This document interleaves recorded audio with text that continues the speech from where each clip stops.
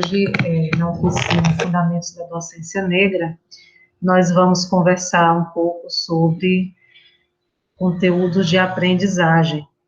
E, para isso, nós vamos disponibilizar o material para melhor orientar o nosso diálogo. E, se tratando de conteúdos de aprendizagem, a pergunta que suleia, que orienta essa reflexão é: o que ensinar?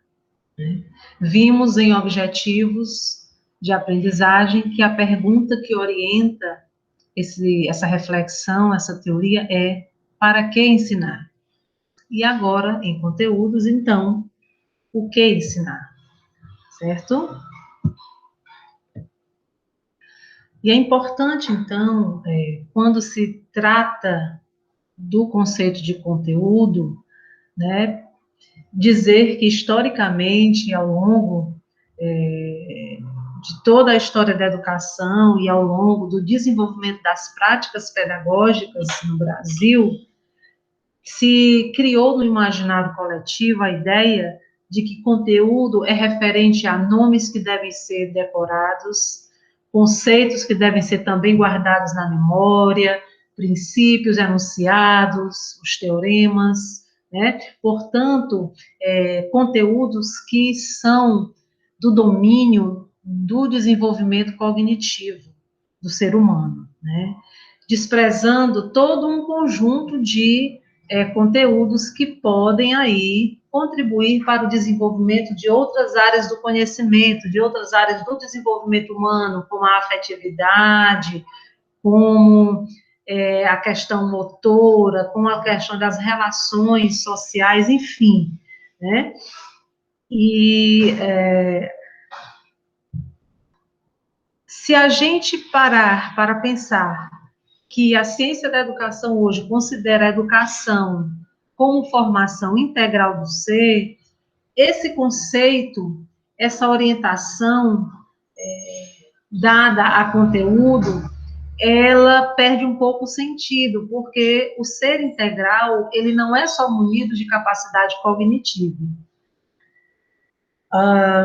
Eu diria, né, que tudo quanto se tem de aprender para alcançar o objetivo de aprendizagem, as capacidades motoras, por exemplo, a questão das afetividades, da interação social, da espiritualidade, enfim. Todos esses outros elementos, habilidades e competências, eles são responsabilidade da educação, né, do ser integral. Portanto, responsabilidade tanto da família quanto da escola. E aí, nesse sentido, é muito importante a gente pensar conteúdo numa perspectiva também mais ampla. E aí existe um currículo, um conceito que muito conhecido, chamado de currículo oculto, né? Esse conceito currículo oculto, na verdade, ele precisa se desocultar, digamos assim, né? Esses conteúdos que são do campo das relações humanas, do campo do desenvolvimento humano, da afetividade, eles precisam ganhar intencionalidade no planejamento educacional. Eles precisam vir à tona. É claro que nem tudo a gente vai conseguir trazer para o campo do consciente da intencionalidade, mas agora há um espaço, no atual momento da educação, para que a gente possa trazer o máximo possível esses conteúdos que antes eram considerados currículo oculto para o campo da intencionalidade pedagógica. E aí, isso expande bastante o que se deve aprender, né? Além de dados, habilidades, técnicas, aprender atitudes, conceitos, relações, enfim.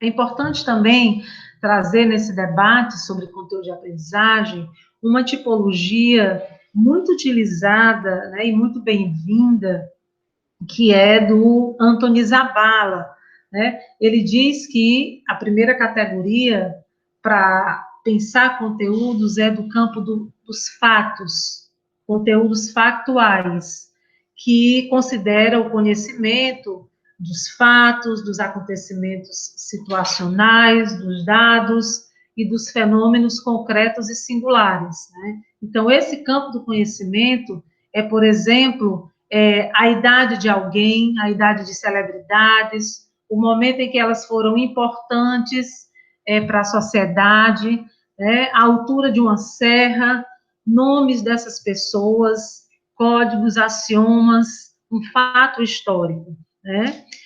E também no imaginário coletivo, nós admitimos que o homem que tem capital cultural é aquele que se apropria na sua memória de todos esses dados, né, que são do campo do factual.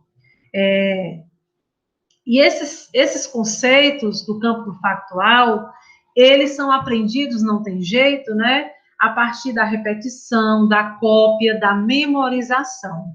Porém, a partir do campo da teoria das inteligências múltiplas, eles não são suficientes para o processo de ensino-aprendizagem atual, porque ser inteligente não é apenas ter uma boa memória. Ser inteligente é você ter o máximo de habilidades e competências que a sociedade que você vive, né, a sociedade do seu tempo exige para você se movimentar no mundo.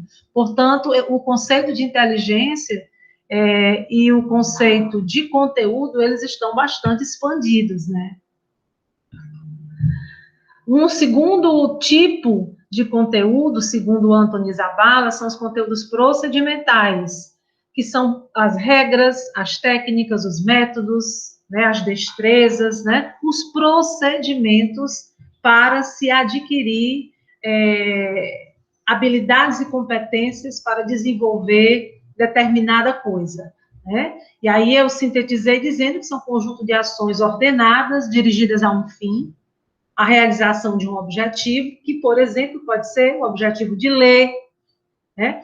Para um indivíduo ler, ele precisa se apropriar, né, conhecer as vogais, as consoantes, ele precisa se apropriar da codificação dessa língua, né, para ele começar a ler. E um segundo passo é ele começar a compreender essa leitura no mundo. Tanto é que hoje nós não estamos satisfeitos mais, nós da ciência da educação, com o conceito de alfabetização. Além de sermos alfabetizados, nós precisamos ser letrados, e isso é ler, né? Decodificar, mas também interpretar essa codificação, dar um sentido a ela. Portanto, para acontecer a alfabetização e o letramento, é preciso uma série de regras, né, compreender uma série de regras, de técnicas, de métodos, de destrezas, de habilidades, de estratégias, né? Portanto, criando aí um ritual de procedimentos para que o indivíduo possa ser alfabetizado e letrado. Então, por exemplo, aqui na imagem, para alguém se tornar um cirurgião, ele também precisa se apropriar de vários conhecimentos, vários conteúdos procedimentais para ele conseguir operar na sua área. E, por fim, nós temos aí os conteúdos atitudinais, que são valores, atitudes e normas, né, segundo Antoni Zabala. Então, além de eu ter contato com conteúdos dos fatos e conteúdos dos procedimentos, eu preciso também aprender a atitudes que são adequadas para a sociedade em que eu vivo. E essas atitudes, elas devem ser pautadas nos valores que gerem essa sociedade. Esses valores, eles devem ser construídos a partir das normas que são estabelecidas, que eu devo conhecer, que eu devo aceitar e que eu devo compreender que essas normas, elas são para o bem comum e, finalmente, esses valores e normas, eles vão gerar as atitudes necessárias para que eu possa transitar nessa sociedade de forma íntegra, né, de forma coerente. Então, pessoal, era isso que eu gostaria de acrescentar no tocante aí aos conteúdos, né, a esse conjunto de saberes.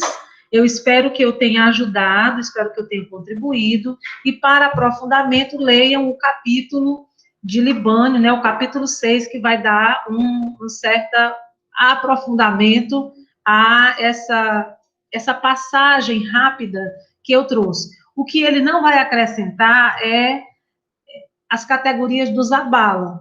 E quem tiver interesse, eu posso enviar esse texto para que vocês possam também ler. Muito obrigado e até a próxima aula.